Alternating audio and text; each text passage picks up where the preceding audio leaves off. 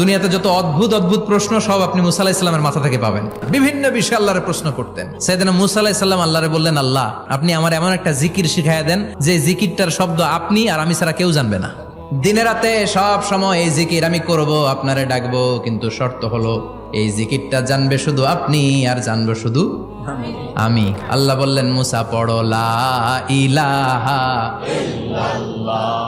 মুসা আলাইহিস সালাম কয়, মাবুদ এটা তো জাতীয় জিকির, সবাই জানে। আমি তো চাইছি এক্সেলেন্ট একটা জিকির, কারো কাছে নাই, শুধু আমি জানবো আর আমি পড়বো। আল্লাহ বললেন, মুসা এই লা ইলাহাকে যদি এক পাল্লায় রেখে দাও, তাম বিশ্ব, 7 আকাশ 7 জমিনটারে তুলে যদি তুমি আরেক পাল্লায় রেখে দাও, লা রাজাহাত কাফাতু লা ইলাহা ইল্লাল্লাহ, মুহূর্তের মধ্যে লা ইলাহার পাল্লা ভারী হয়ে যাবে। ও মুসা, তুমি যতই এক্সক্লুসিভ জিকির চাও, লা ইলাহার চেয়ে দামি জিকির আমার কাছে নাই।